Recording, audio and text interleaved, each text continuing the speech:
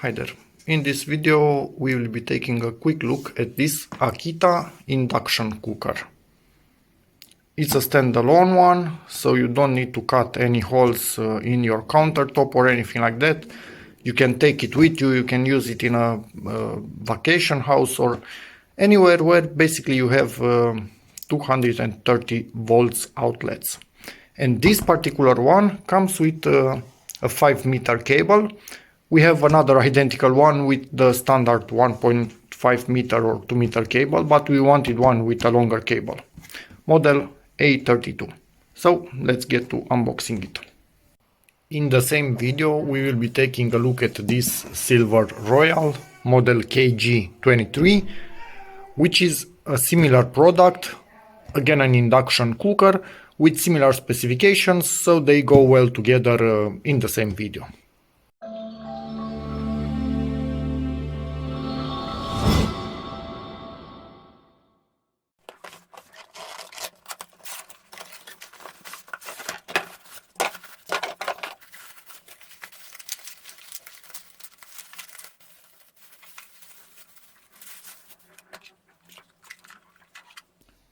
And this is it. I have no idea about this brand. I bought this because it has really good reviews, and honestly they are good for a reason. This is extremely well built, zero problems with it whatsoever. Been using it I think 5 years already. The other one, not this one is brand new, it's a backup. We intended to actually use two, but realized one of them was enough, so this remained as a backup, but the other one still didn't fail, so yeah, it's just sitting in its box. Anyway, so this is a more advanced one, let's say like that. You can obviously from this button you turn it on and off. From this one you lock and unlock, so your children cannot poke around. It has a timer and a function. You switch from the predefined modes right here at the top, or by this you can simply go and choose your own power from this slider right here. So it's full touch and it works really well. It doesn't have a really precise temperature control. So you will see that, example, at 100 degrees you might be boiling your water a bit too strong, and you switch to 80, obviously not boiling anymore. Anyway, for eggs, for example, at 80 I think it's still enough to make eggs, but for other things, yeah, you kind of need to go higher. Anyway, that's about that. Let's quickly plug this in and just show you how it looks like in here when it's on. Just want to mention that many people are afraid to switch to induction cookers because they say, hey, I need to change all my pots and pans and whatnot. No, you really do not. All that you need to do is take a magnet. This is a magnet base from a light, for example, and check your pots. If the magnets sticks to them, they will work with this. And some of them only have an iron base, so you check the bottom. If the magnet sticks to the bottom of them, they will work. In our house, for example, we checked before getting this, and I think 99% of them actually had at least an iron base, and they work perfectly on this, so we made the switch like that. No need to go back, honestly. So let's give you an example. If you've finished cooking, hold lock, it's locked. Nobody can do anything to it. Now hold lock once again, unlocked. And now it's turned on, but it's not doing anything. It's just waiting for you. From function, it's starting to heat up this thing. And some modes allow you to change, as you can see, temperature or power, depending on mode. We use it mostly on fry because we change temperature For example, for frying many things 130, for boiling 100. If you don't want to boil, it's kind of hard to go to 80 honestly from this, so better from minus and plus. From this you can see you can kind of go to 100 only, so like this you can go even lower, but it has many other modes depending on what you need to do with it.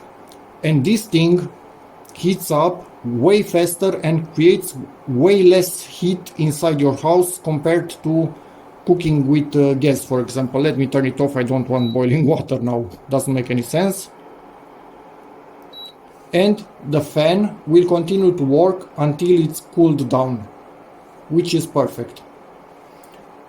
Does make a tiny bit of noise, but it's mostly air moving through it, so no issues whatsoever. And next I want to explain you why this thing creates less heat inside your house and why it heats up and boils water, for example, much quicker compared to other variants. Okay, so I'm going to draw on the back of the manual. It's only in Romanian, so no point on filming it, for example. So you have a standard gas cooker. Let's say through here you have the flames on one side and another, and you have the pan. Well, basically you are heating up the bottom, transferring from the flames into the bottom, but you will also be losing much of the heat escaping through the sides. This is mostly heating up your room, not directly heating up this. Yes, maybe a bit the sides and the handles to annoy you, but not necessarily heating up what's inside of here. So it's somehow heating it up indirectly. You have a heat source right here that is trying to heat the metal in here. Then you have electric ones, which basically have some kind of coil, and then you have your pan on the top of it. Again, it's heating up that. On top of the coil, most of them have a metal protection layer, so you cannot touch directly the resistance, the coil itself. So it's the resistance of coil, it's heating up this thing, the metal, which in turn by contact is trying to heat up this. Well, they don't create as much wasted heat as the gas one, but you still are heating a metal which by contact is heating the other metal, so it's not that efficient. For vitroceramic I think it's kind of similar. You have a resistance beneath a glass, and that is the resistance is outputting IR heat, I think, infrared radiation, which basically heats up this. So again, the resistance heating up this through a glass. Again, not fairly efficient. Then we have this, the induction one, which basically has some sort of a coil like this.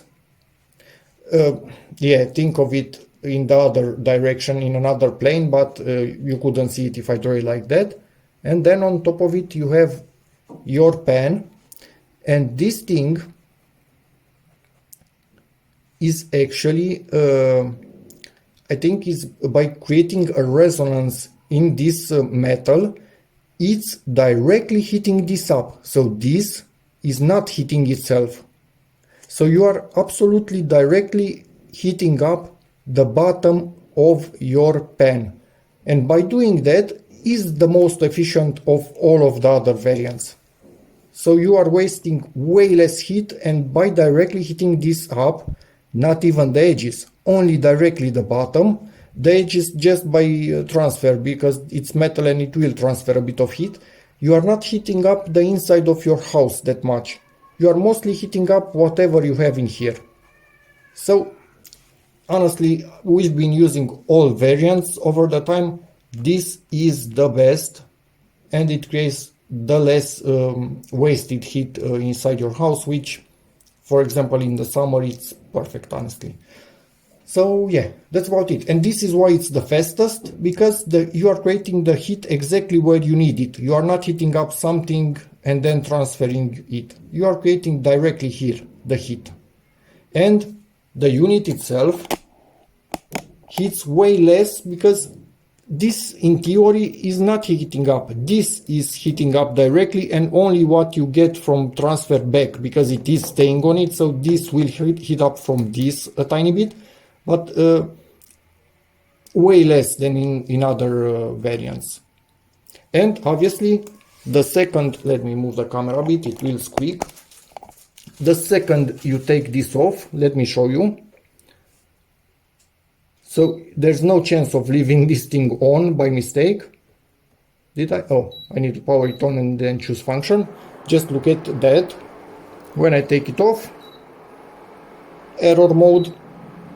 So at this point, this will not heat up at all, because it doesn't sense anything on it. No danger whatsoever. Put it back. Continues to work.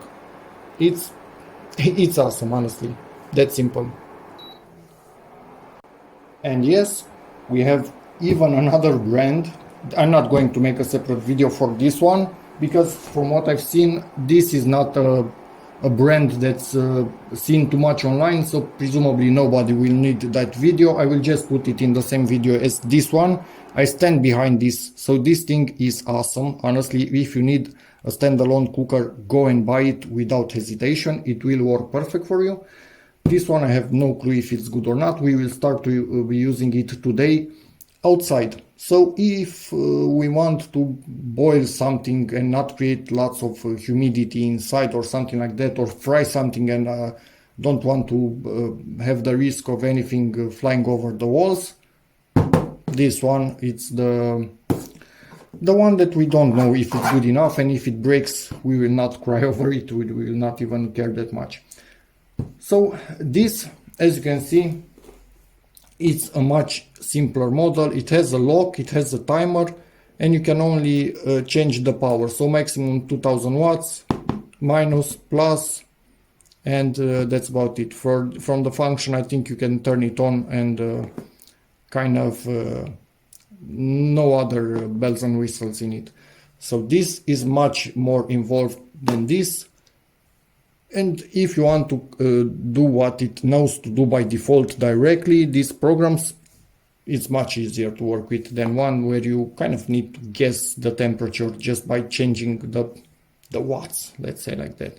Although I'm seeing a thermometer in there, so maybe I'm going to also power this one just for a moment in this video. It might know to control temperature as well. So it just doesn't have the predefined hot pot, fry, barbecue, low fire, soup, rice, water and porridge. It might just show you a temperature or a power. Let me just check. I'm not sure about that. So the Silver Royal is also out of the bag. I'm thinking this is some rebranded stuff. Again, Silver Royal, I tried to search and I didn't come up with anything clear. The cable is extremely short on this one, but in most cases still enough. Way less tall, so that means the cooling part of it with this fan is weaker, let's say like that. But the model KG23, I think it was also on the box. So let me try and plug it in and see if we can actually control the temperature, but I think we can. We have something here, thermometer. So be back in a second. Plugged in. It's on. Honestly, now that I see it, glass in here, touch, this doesn't seem that bad either, but okay, so here is power mode. Let's see, can we lock it? Yeah, we can lock it even while working. I will test on the other one, never tried it. Unlock it. Let's see, temperature mode. Yeah, we can do temperature mode. Even lower, 60 degrees. We couldn't do that on the other one. 240 max. That's good. And we have timer. You can set to whatever you want. I'm not even sure how. Yeah, I think it. How do you set the timer? Okay, and how you make it work?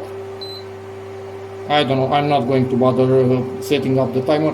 Anyway, so this seems to be decent. up until now, but ask me in the comments how it works over the years, because I have zero idea about it. The other one, again, I tested for 5 years and it's been perfect. Off, and it's still keeping the fan running. Let me turn it on once again and see if it has that error mode. Error. Okay, so this one also has the error mode. That's perfect. Good. What I want to say about this one, because it has a smaller fan, it runs it much quicker and creates way more noise than the other one. Just a quick look over the instructions of the Silver Royal. You can pause at any time, and consider that the ones from the Akita are quite similar. I will show them to you also, but they are in Romanian, so many of my viewers obviously will not understand them, but others will understand them, because I also have Romanian viewers, so feel free to pause at any time. So this is the user manual for the Akita. Yes, my daughter already had a go at it while I wasn't looking. She's quite an artist, as you can see. Again, feel free to pause. I show manuals because I also personally sometimes lose them. So yeah, you can see it here. It's showing exactly how it works, which is quite cool.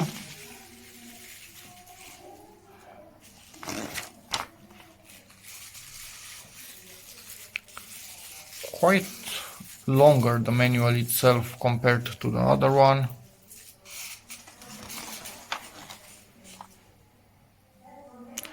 I think we are kind of good to go.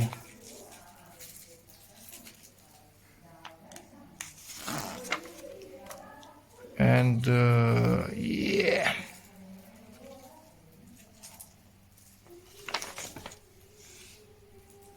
That's about it. Forgot to mention, the Akita does not have rubber in the front, but has rubber feet in the back. So once you set it down on something, it's quite stable. This one, no rubber here. Oh, my bad. It actually has rubber in the front. Okay, so this seems decent. What can I say? We'll see how it lasts. And this is how ours looks like after, I don't know, I think more than 5 years of use. Basically, any tiny marks that you see on it can be wiped with just a little bit of detergent and a bit of water, like that. So nothing actually sticks to this surface. And we have it in this tray. In case anything gets over the thing that you are heating in, it will go into this tray and not on the countertop. And then you just wipe it really quickly with something, and then later from time to time get this off and give it a good clean. This is not necessary, and make sure if you use one that's aluminium, not any metal that has iron in it, because then this will also heat up even though it's at the bottom. But this is aluminium, doesn't heat up at all. Obviously you can also not use something like this, it's just what we do. And yeah, this thing is working absolutely perfectly as new. Let's see, I think it's locked. Unlock it. And I normally use this mode because it shows the temperature and I can set it to whatever I want just to heat up something, and that's about it. So let's see if I can also lock this while it's cooking, so nobody can change the mode. Will it lock? Yes, so it's locking even if it's cooking, and you cannot do anything to it.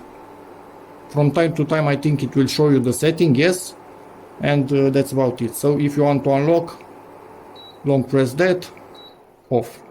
So that's perfect, and then obviously lock it so your child cannot turn it on by mistake. And keep in mind, the glass on it is a bit warm, so actually it can hurt you quite badly. It's a lot warm after you cooked something, just by touching the pan that it's hot. So yeah, that's that. And the other side of this fan is much bigger vents on it. Overall, I think it's a better option to have it a bit taller, but depending on your needs, it's not necessarily better for you to have it taller. It was for me, in my opinion. So that's about it for this video. These are two variants. For this one, I can tell you for sure it's good quality. For the other one, ask me in the comments. And yeah, hope this video helps you, in which case please give it a like, check out my other videos, and as always, see you in the next one. Bye.